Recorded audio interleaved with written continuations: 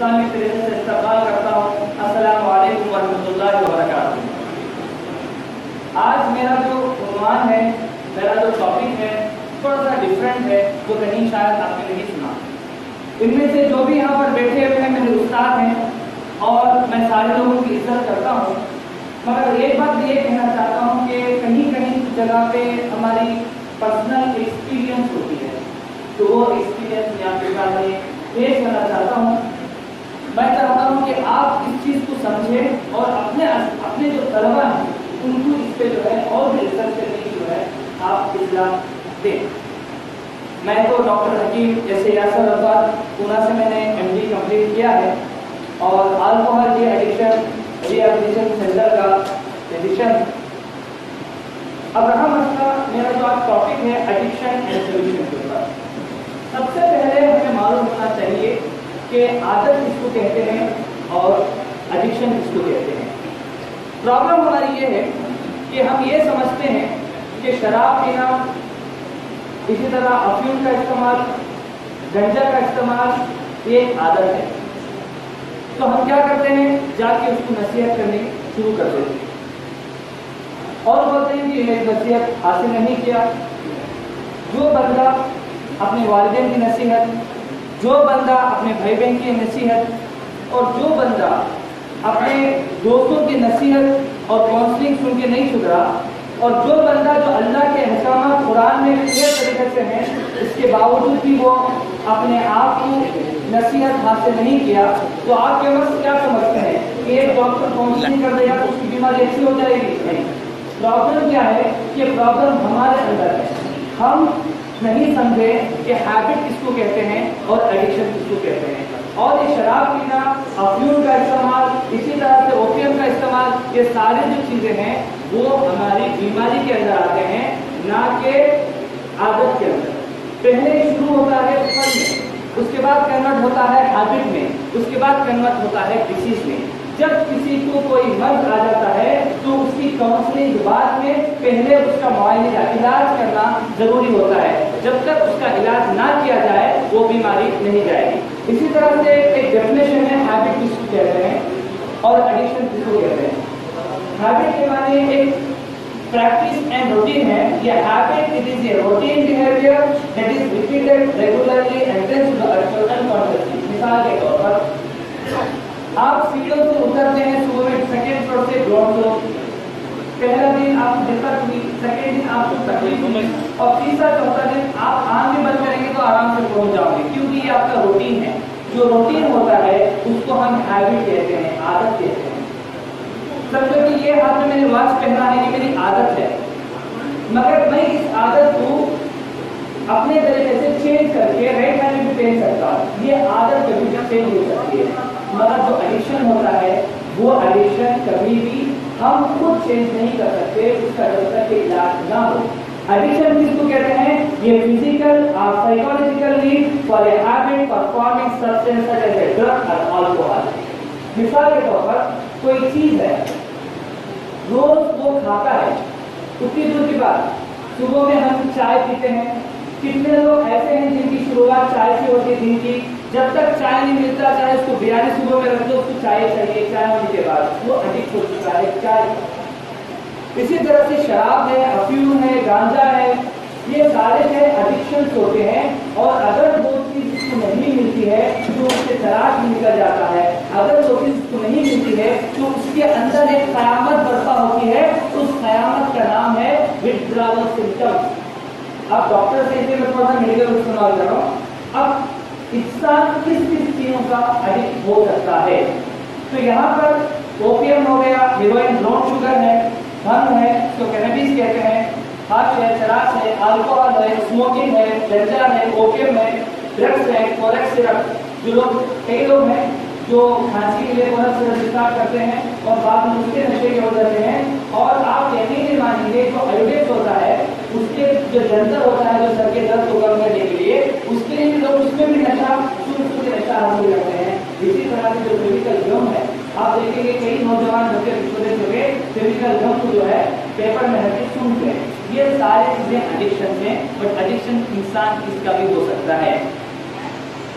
अगर उसको उस वक्त वो चीज नहीं मिलती है तो एक विड्रावल सिम्टम, जिसको हम कह सकते हैं कि एक इंसान के जिस्म के अंदर एक कयामत बर्पा होती है, उसको कहते हैं विड्रावल सिम्टम। समझो कि बिहार के अंदर शराब बंद कर दिया, बहुत अच्छी बात है, बहुत खुशी की बात है, मगर बंद करने के बाद सोल्यूशन क्या? जो मरीज और मरीज होता जा रहा है, उसकी तकलीफें और तकलीफें बढ़ती जा रही है, उसका सोल्यूशन क्या? ऐसा नहीं कि भाई आज शराब बंद कर दिया, कल पेशेंट एकदम अच्छा हो गया, भाग रहे अपने मुकाम, नहीं, हॉस्पिटल में एडमिटेड है। क्योंकि हमें समझना चाहिए, गवर्नमेंट अपने लेवल पे काम कर रही है, मगर डॉक्टर हमें समझना चाहिए कि शराब नोशी हो या दूसरे एडिक्शन होता है, अगर इसके बंद करने पे इंसान के अंदर विड्रावल सिम्टम्स फॉर्म होते हैं। वो विड्रावल सिम्टम्स हर आदत के हिसाब से अलग अलग होती है, जो डॉक्टर समझ सकता है। अगर वो इंसान उस विड्रावल सिम्टम्स को समझ जाए तो उसका इलाज आसानी से कर सकता है।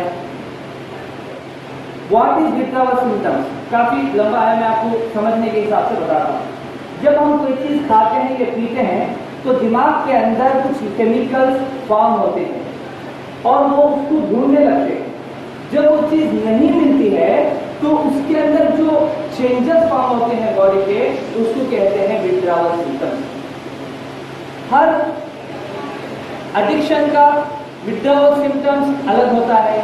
मिसाल के तौर पर शराब का, अगर शराबी को अगर शराब नहीं मिलती है तो उसको नींद नहीं आएगी, उसके हाथ पैर थरथराने लगेंगे, कांपने लगेंगे, वॉमिटिंग शुरू होगी और भूख नहीं लगेगी, और सबसे बड़ा विड्रावल सिम्टम हैलोसिनेशन। लेकिन ऐसी चीजें उसके दिमाग में और उसकी आंखों के सामने नजर आने शुरू हो जाती हैं जो वाकई नहीं होती। तो कोई कहता है कि वो मुझे मारने के लिए आ रहा है, कोई कहता है कि बीवी के ऊपर शक या खुद एक विड्रावल सिम्टम्स है। तो ये विड्रावल सिम्टम्स हर एडिक्शन का अलग अलग होता है। मिसाल के तौर पर अल्कोहल का मैंने बताया, anxiety, irregular heartbeat, tremor, hesitation. इसी तरह से अगर आप देखेंगे स्मोकर, जो लोग स्मोक करते हैं तो उसके अंदर खासकर वो लोगों को नींद नहीं आती है, स्लीप डिसऑर्डर और डिप्रेशन में चला जाता है।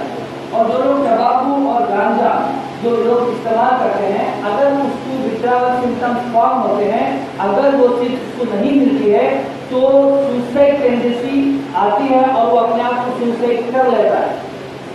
और जो भी गंजा और तंबाकू में मुलवस होता है, खासकर गंजा में, अगर उसको वो चीज नहीं मिलती, उसका आखिरी पॉइंट है कि वो अपने आप को सुसाइड कर लेगा। तो कहने का मकसद ये है कि पहले हम मरीज का आदत और उसका विड्रावल सिम्टम्स को पहचाने ताकि हम उसका सही इलाज कर सकें। इसी तरह से जो कॉमन विड्रावल सिम्टम्स होते हैं उसमें होता है हार्ट रेट और ब्रीथिंग बढ़ जाती है, हार्ट के रिदम्स बढ़ जाते हैं, डिहाइड्रेशन हो जाता है, कभी कभी जो है आई मूवमेंट्स वगैरह, ये अलग अलग विड्रावल सिम्टम्स होते हैं। पर कॉमन कुछ विड्रावल सिम्टम्स मैंने आपको बताए।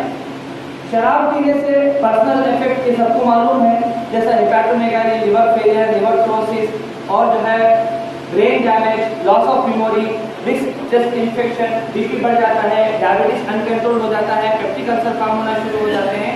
ये सारी चीजें एक के बाद एक आना शुरू हो जाती हैं। अब सोशल इफेक्ट ये होता है कि बताया गया है कि तकरीबन जितने भी क्राइम्स होते हैं, तकरीबन 70% क्राइम शराब पीने के बाद करते हैं लोग। और साथ में जो है डोमेस्टिक वायलेंस, लोगों को मारना, बच्चों को मारना, बीवी को मारना, ये भी जो है घर के अंदर एक तूफान बर्पा हो रहा है शराब की वजह से। इसी तरह से जो है जॉब चली जाती है और कमाई में उसका इंटरेस्ट नहीं होता, इसी तरह से जो है दुनिया में वो अपना रेस्पेक्ट खो देता है। अब रहा मसला कि शराब पीने से प्रॉब्लम क्या है। शराब पीने से शराब कैसे अपने दिमाग को कंट्रोल खो देता है। तो दिमाग के 3 हिस्से हैं। एक होता है जिसका मिसाल के तौर पर अगर आप देखेंगे कि फोर ब्रेन कहते हैं, जो पहला हिस्सा है, alcohol affect the fore brain and affect the motor coordination and decision making. जब इंसान शराब पीता है, पीने के पहले वक्त में ही उसका जो पहले का जो हिस्सा है दिमाग का वो जो है काम करना बंद कर देता है, तो डिसीजन मेकिंग नहीं होता। जो शख्स चाहता है अपने ऑफिस में जाता है कोट वोट पहन के, वही शख्स शराब पीने के बाद उसके कपड़े कहाँ होते हैं उसको नहीं पता, ये डिसीजन मेकिंग खराब हो जाती है। और इसी तरह से जो है अगर फिर वैसे ही शराब में मुलव्वस हुआ तो वो इफेक्ट करता है मिड ब्रेन को। जब मिड ब्रेन इफेक्ट होगा तो the alcohol knock or the mid brain abuse control over emotion increase changes of the blood और that finally क्या होता है कि alcohol affects the brain system, it affects heart rate, body temperature, appetite और dangerous potential factor, यानी तकरीबन उसका सारा हिस्सा जो जिस्म का अपना होना शुरू हो जाता है। इसी तरह से जो है causes of addiction, एक इंसान शराब में मुलव्वस होता क्यों है, इसके 3 रीजन मैंने यहाँ पर बताए हैं। पहला रीजन ये है इन्वायरमेंट, माहौल कैसा है वैसा। अगर समझो कि कोई शख्स, मैं शादी गया था पंजाब में, मेरे पेशेंट की शादी को गया था, वहां पर हर शादी के बाद दुल्हन से लेके उसके अम्मा पापा सारे लोग सब मिलकर शराब पी रहे। बोले ये क्या है, हम तो इस्लामी माहौल में चला, बोले ये क्या है, बोले ये क्या है, चलो ठीक है इतना तो पी सकते हैं। तो एक होता है माहौल, बोले कि अब क्या हम तो बचपन से पीते हैं। तो इंसान का जो माहौल है वो खराब करता है और ये एडिक्शन में मुब्तला करता है। दूसरा होता है मीडिया। मीडिया मिसाल के तौर पर एक हीरो है, उसकी गर्लफ्रेंड उसको धोखा दे दिया, वो कहाँ जाएगा, शराब खाने को जाएगा, शराब पिएगा। तो फिर जाहिर बात है हमारी गर्लफ्रेंड के हमें धोखा दे देती है तो हमारे जवाब में तैयार है हमें शराब पीना चाहिए। या कोई तो बोलने का मकसद ये है कि अभी क्या है, लड़कियां हैं बहुत अच्छी लड़की, बहुत चालू लड़की अगर है, मीडिया बताता है तो वो थोड़ा सा शराब पीती है, तो हम भी लड़की है, हम भी वालों क्या करें, हमें भी शराब पीना चाहिए लड़कियां।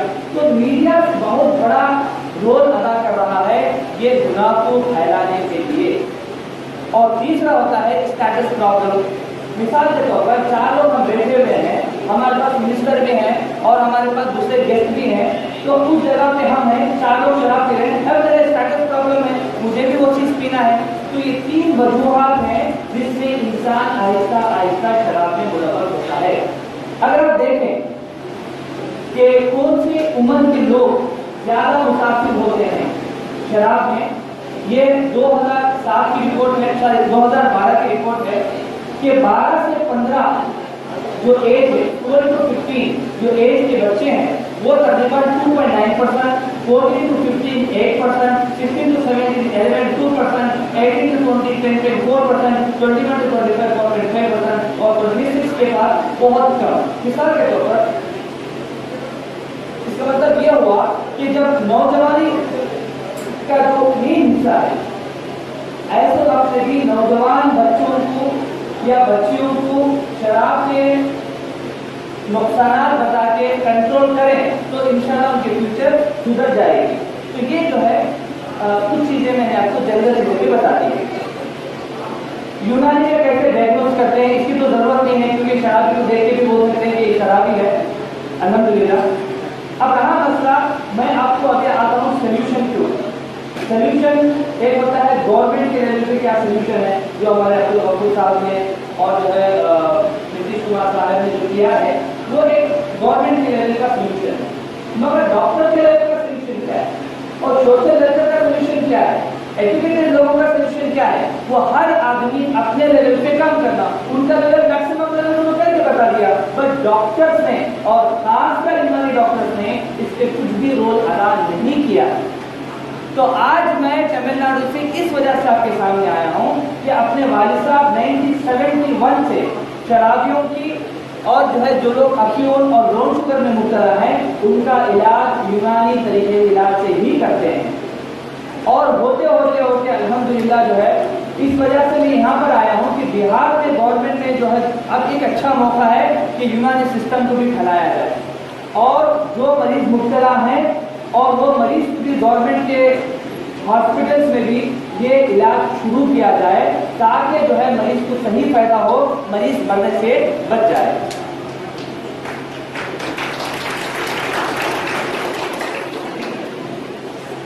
यूनानी के अंदर जैसा हर्बल मेडिसिन बहुत से हैं, रियाजत है, पर्सनल काउंसलिंग है, प्यूरिफिकेशन थेरेपीज है, डाइटरी थेरेपीज है। इसके अंदर मैंने एक्यूपेंचर को जानबूझ के ऐड किया है। उसका रीजन मैं बताता हूँ क्यों। एक्यूपेंचर एक चाइना सिस्टम कहते हैं। मैं मानता हूँ जो चाइना सिस्टम है, चाइनीज का सिस्टम है, उसके नाम अलग है, चीजें अलग है, मगर जो आप कपिंग वगैरह जो करते हैं, कपिंग करने के पॉइंट अगर आप देखेंगे एक्यूपेंचर पॉइंट से कोरिलेशन होती है। तो मैं ये कहना चाहता हूँ कि एक्यूपेंचर एक सिस्टम है, आप उसको भी लीजिए, उनकी किताबों को भी पढ़िए, और एक्यूपेंचर और साथ में जो है यूनानी सिस्टम के जरिए से अगर हम जो है शराबियों का इलाज करते हैं उसको ज़्यादा फायदा होता है। इसी तरह से जब जैसा गवर्नमेंट ऑफ बिहार ने बाकायदा तौर पर शराब को बैन किया, गालिबन 1989 या उसके पहले गवर्नमेंट ऑफ तमिलनाडु ने भी बैन किया था। जब बैन किया था तो उसके बाद जो पेशेंट्स को विथड्रॉवल सिम्टम्स हुए, जो तकलीफें फॉर्म हुए, तो फिर से उस पर डिस्कशन शुरू हुआ। तो बात ये निकली कि हम इसका सोल्यूशन क्या निकालें।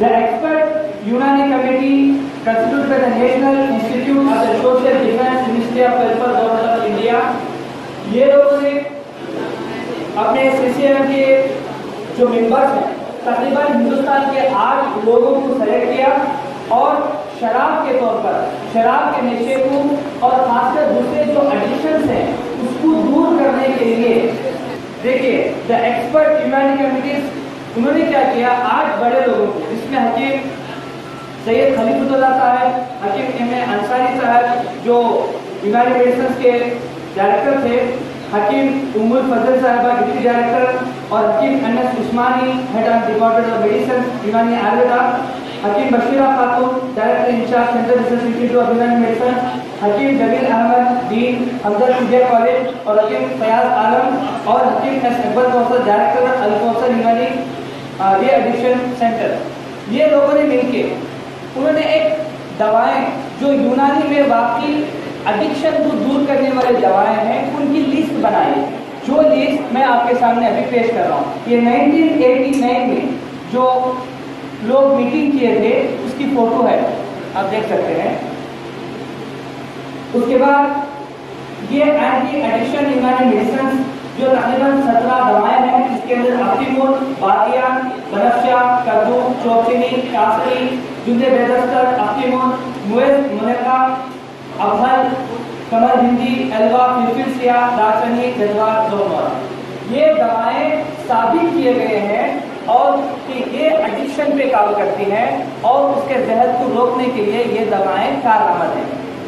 इसके बाद वालिद साहब ने उस पर रिसर्च किया, उसकी रिपोर्ट बनाई और वो वीपी सिंह के पास, जब उस वक्त के जो प्राइम मिनिस्टर थे, उस वक्त इन्होंने एक किताब लिखी मधु अल्पिकल मलवा मयूम।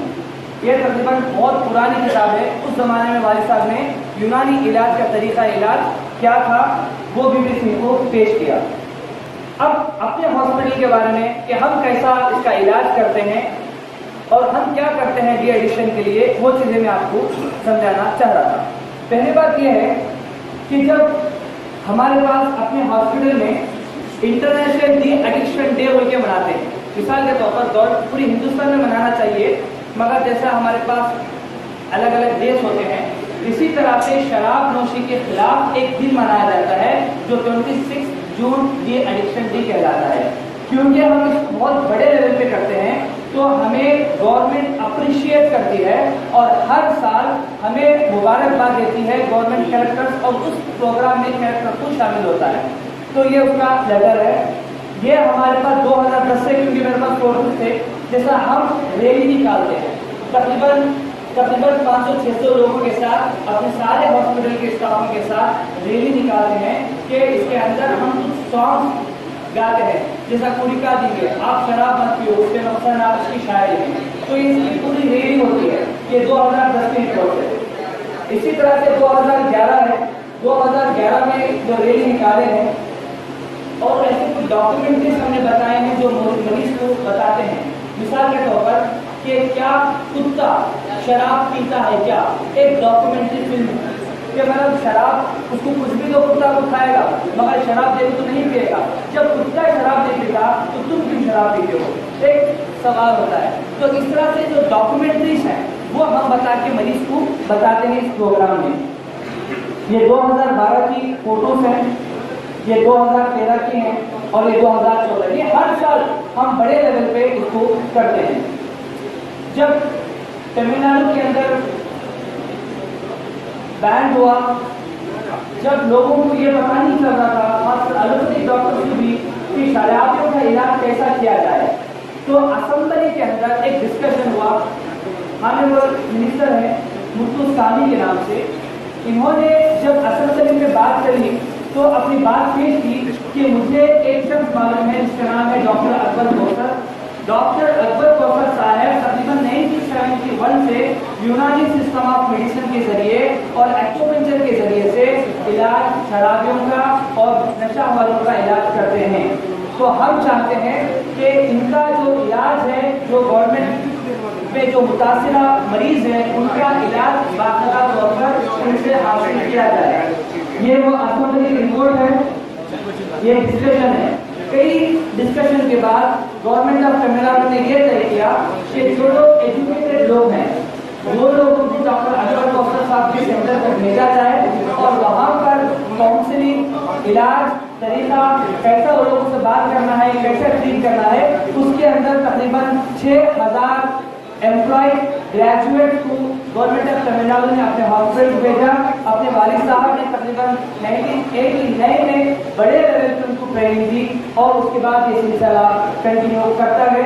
और उसके बाद तकरीबन MBBS डॉक्टर्स को गवर्नमेंट ने भेजा, तकरीबन 200 से भी ज़्यादा डॉक्टर्स को ट्रेन किया। और इसी तरह से सोशल वर्क करने वालों के जो नर्स होते हैं, जो के लोग हैं, वो लोग सामने हैं, उनको काउंसलिंग करके उनको तरीका।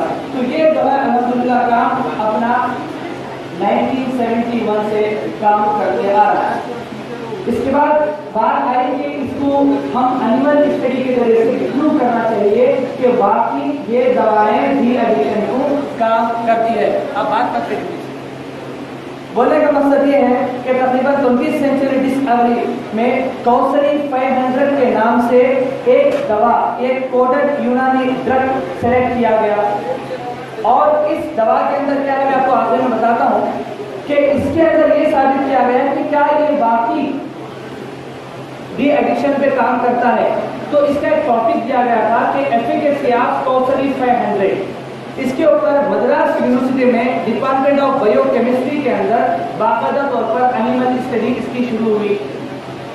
और एडिक्शन के तौर पर पेंटाजोइन जो खासकर 14 का कॉम्बिनेशन है, इस 14 को जो है बाकायदा तौर पर जो अल्बिनो रैट्स के तौर पर जो थे उसको इंट्रोड्यूस किया गया। और एफिकेसी ऑफ आशिफ कौसरी 500 क्या है, इस पे बाकायदा तौर पर रिसर्च शुरू हुआ। वो पूरी रिसर्च की रिपोर्ट यहाँ पर मेरे हाथ में है। यही वो रिपोर्ट है कौसरी 500 की, जो तकरीबन मद्रास यूनिवर्सिटी के अंदर साबित हुई है कि ये कौसरी 500 के इस्तेमाल करने से जो मरीज शराब के या दूसरे नशे में जो मुलव्वस, खासकर जो 40 के बहुत ज़्यादा एडिक्टेड है, उसको भी ये ठीक करता है। इसके कई केस स्टडीज उसके बाद के भी हैं। तो ये जो कौसरी 500 में हम क्या मिलाते हैं, बात ये आती है, फार्मूला बोलो।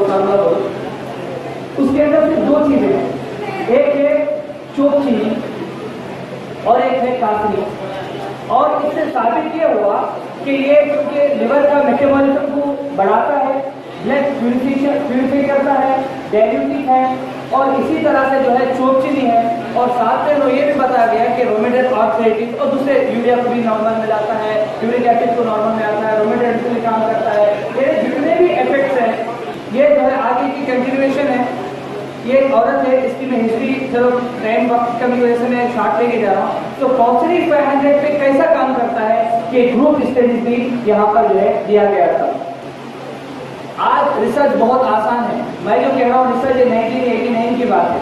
आज तो मैं भी MD हूँ, अब जितने लोग पेश के सुबह वो भी MD हैं, हमें PPT बनाने आता था। उस जमाने में अल्हम्दुलिल्लाह जो है कौसरी 500 पे साबित किया गया रिसर्च रिपोर्ट है। सिर्फ इतना ही नहीं कि 1990 के अंदर क्लिनिकल ट्रायल ऑफ द यूनानी medicine in alcoholic and drug addict के ऊपर भी जो है पेपर दिया गया था। और होते होते जो है सेमिनार रखे गए कि शराब नोशी को कैसा इलाज करना है। वो वर्कशॉप है, तकरीबन शायद डेट 1990 का ये वाला है। ये बहुत पुराने थे, जो हमारे पास काफ़ी, अगर आप देखेंगे बहुत पुरानी ज़माने की है। मुझे खुद भी नहीं मालूम था कि हमारे साथ इसका काम किया है।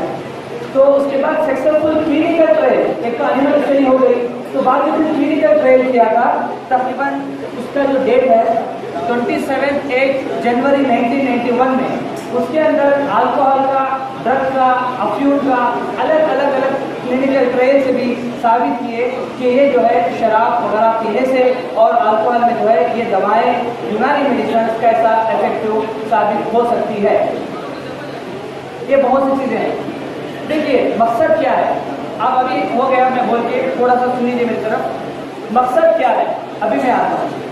अल्लाह सुब्हानहू व तआला कुरान में इरशाद फरमाता है, सूरह बकरा है आयत नंबर 219, लोग तुमसे शराब और जुए का हुक्म दरियाफ्त करते हैं, कह दो कि उनमें नुकसान बड़े हैं और लोगों के लिए कुछ फायदे भी हैं, मगर उनके नुकसान फायदों से कहीं ज़्यादा हैं। और ये भी तुमसे पूछते हैं कि कौन सा माल खर्च करें, कह दो जो ज़रूरत से ज़्यादा हो। इस तरह खुदा तुम्हारे लिए अपने अहकाम खोल खोल कर बयान करता है ताकि तुम सोचो। ये कुरान की आयत है, सूरह बकरा सूरह 2 आयत नंबर 290। उसके बाद की आयत है सूरह निसा चैप्टर नंबर 4 आयत नंबर 43। अल्लाह फरमाता है, मोमिनो जब तुम नशे की हालत में हो तो तुम नमाज के करीब भी ना। उसके बाद आगे सूरह माइदा है चैप्टर नंबर 5 आयत नंबर 19, ऐ ईमान वालो शराब और जुआ और बुत और खान से ये सब नापाक शैतानी अमल है, तो इससे बचते रहो। अल्लाह के रसूल सल्लल्लाहु अलैहि वसल्लम की हदीस है तिरमिज़ी की। अल्लाह के रसूल सल्लल्लाहु अलैहि वसल्लम फरमाते हैं, जो शख्स शराब पीने वाला, शराब बनाने वाला, शराब सप्लाई करने वाला, शराब से जो फायदा उठाने वाला, ये सारे लोग जहन्नम को जाने वाले हैं। तो जाहिर सी बात है आज हमारी मेहनत ये है कि अगर हम कोई शख्स मिलके एक शराबी का इलाज करते हैं तो उसकी सेहत भी बन जाएगी, उसका घर का माहौल भी बन जाएगा और समझो कि उसकी आखिरत भी बन जाएगी। और ये इलाज यूनानी मेडिसिन जो बहुत ही आसानी तरीके से जब यूनानी डॉक्टर्स इसका इलाज कर सकते हैं, जो कि एलोपैथिक में मुमकिन नहीं है, तो एक ही यही चांस है। और खासकर बिहार के जो यूनानी डॉक्टर्स हैं उनके लिए एक अच्छा मौका है कि समझो कि एक शख्स जहन्नम को जाने वाला है, उसका हाथ पकड़ के खींचे तो इंशाअल्लाह ताला की शराबी की शराब पिलाने का जहन्नमी है, तो एक शराबी को शराब से छुड़ाने वाला इससे बड़ा जन्नत होगा। ये सोच के मैं आपसे गुजारिश करता हूँ, ये एक मोटिवेशन लेक्चर है, इतना कि ये दवा काफ़ी नहीं है और जो हम दवा बताते हैं वो मैंने बता दिया है। और कोशिश ये करें कि इस पर रिसर्च करते हुए आप अपने आप को एक बेहतरीन शराब नोशी छोड़ने वाला डॉक्टर समझ के इलाज शुरू करें। और बेहतरीन चीज़ ये है कि ब्लड प्यूरिफिकेशन दीजिए, जिगर की इस्लाह करिए और मरीज को अच्छी नींद आने के लिए दवाएं दीजिए, तो ही तकरीबन 90% उसके विड्रॉल सिम्टम्स कम हो जाएंगे।